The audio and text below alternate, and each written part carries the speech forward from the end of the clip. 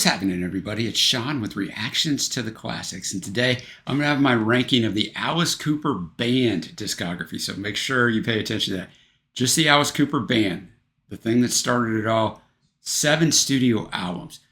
I just went through their entire discography, right? It's up on an Alice Cooper Band playlist. If you just type in Alice Cooper Band up above, you'll be able to go to those individual reactions. It was brought to us by our patron, Carl. He allowed me to run that whole discography. So I was very surprised by it because I had a certain image of Alice Cooper. There's an Alice Cooper top 10 up, which was outside of the band mainly, that one of our other patrons, Evan David, did a couple years ago probably. It's in that playlist as well. And Alice Cooper Band was a lot better than I personally thought they were going to be going in. But I'm going to rank these albums for you and kind of tell you a little reason why. So let's just jump into it. In 7th place, Pretty's For You. It's their first album. It's awful. I have 3,000 videos up on this channel. I gave this a 3.5, the very lowest score I've ever given an album by far. Here's the thing, though. It's not their fault. Not at all. I won't go into the whole story here. Watch the review. But it's absolutely not their fault. They were signed to Frank Zappa's record label. That was the biggest problem. That was the problem. So they were rehearsing and working these songs out on the first morning they were in the studio. Zappa had left. He left his brother in charge. And his brother was recording all those rehearsals. The guys didn't know it. They're just working stuff out, trying to complete things. Some songs were like half concepts. And when Frank got back after lunch, he goes, they're like, yeah, we're ready to start. He goes, no, it's done, man. He recorded all. You're done. What an awful thing. That could have doomed them, right? That could have been the end of them at the start. And how frustrating that had to be for them. So when I say it's so bad, I have to give that caveat because it wasn't their fault. It's not what they intended. It's not what it would have been in the hands of a real producer. But I don't even have a favorite song on the album. Coming in at number 6, the next album, the second album, Easy Action. David Briggs is brought in for production, so it's better. They have a producer, but it's still a horrible situation. And depending on what you believe when you research this, it might not have even been the finished tracks you hear on this album. It might have been the rehearsals as well. I gave it a 5.0, my second lowest score I've ever given on this channel. I mean, close.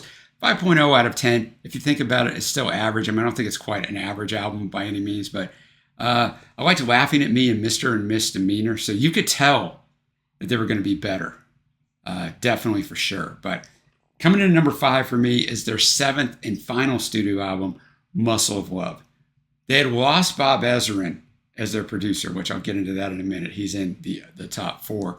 They had lost him as producer, and things were running their course, as they do in life, right? Not much lasts forever. So things were running their course. And so I think a third of the album is not very good at all. But the song that stands out for me is Teenage Lame at 74. It would have been at home on even my top pick. It is a fantastic song. Next up at number 4, we have the 5th album, School's Out. The title track is my only fave from the album.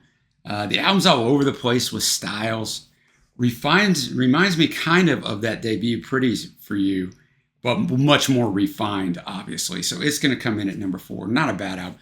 Number 3, an album that I think a lot of people would have number 1, but for me, it just couldn't quite match up.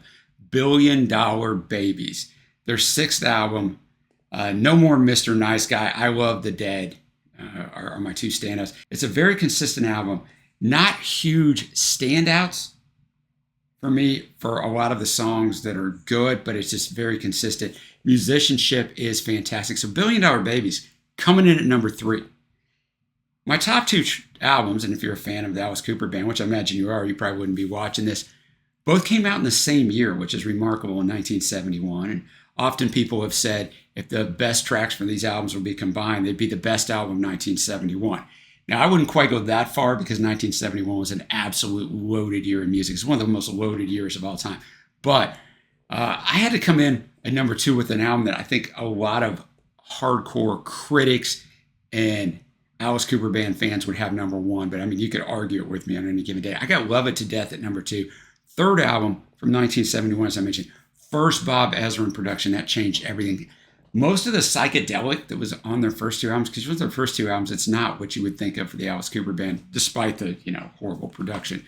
It's gone. There's more guitar. Caught in a Dream, I'm 18, and The Ballad of Dwight Fry are the standouts. And so, drum roll, if you know their discography, you already know what number one is. It's that second album from 1971, their fourth studio album. We got Killer. We got Dead Babies, Under My Wheels, Be My Lover, Yeah, Yeah, Yeah. Not as high of highs as those standouts from Love It to Death, but more consistent. The title track, ironically enough, was the only one I didn't really care for on this album. So you want highs, very high highs, go to Love It to Death. You want just a tad bit. I only had a 0.25 difference in the rankings, right? And on a given day, you could convince me of the other. But if you want a tad bit more consistency, go with Killer. So there you go. There's my hot takes on the discography. I just figured I might as well do it. I've just run these 7 albums over the last 7 months. I won't say I just ran them, but I've been running them in sequential order. And I thought, you know what?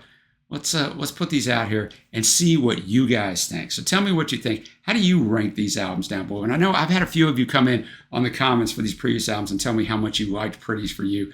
I just can't see it. I respect it if you love it, but no way you're getting me off of that stand because it's horrible. But once again, it's not their fault. So kudos to them.